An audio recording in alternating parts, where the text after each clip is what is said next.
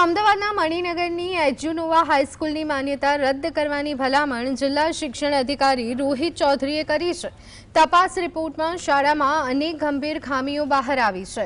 શાળામાં ફી લઈ અને ગેરકાયદેસર JEE નીટ કોચિંગ ક્લાસ ચલાવવામાં આવતું હોવાનું ખુલ્યું। આ ઉપરાંત ફી રેગ્યુલેશન કમિટીના નિયમોનું ઉલ્લંઘન થયું છે, કારણ કે નિયમો નોટિસ બોર્ડ પર મૂકવામાં આવ્યા ન હતા।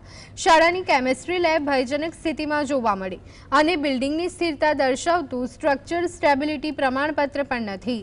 શાળાની મંજૂરી વખતે દર્શાવેલ મેદાનનો ભાડા કરાર ન હોવાનું બહાર આવ્યું, જ્યારે નવું મેદાન 950 મીટર દૂર છે અને તેનો કરાર 2020માં રદ થયો હતો। શાળાએ ખોટી માહિતી આપી કારોબારી સમિતિને ગેરમાર્ગે દોરી।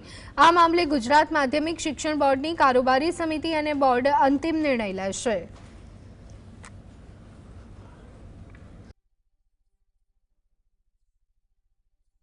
જોતા અમે તપાસ આપી। તપાસમાં કેમિસ્ટ્રી લેબ પણ અમને ભયજનક જોવા મળી। સ્ટ્રક્ચર સ્ટેબિલિટીનું પ્રમાણપત્ર પણ શાળા પાસે નહોતું।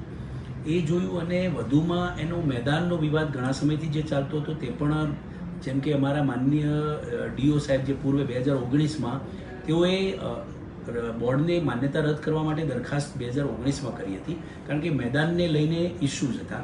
જે શાળાની મંજૂરી સમયે જે મેદાન હતું એ મેદાનનો ભાડા કરાર હતો જ નહીં।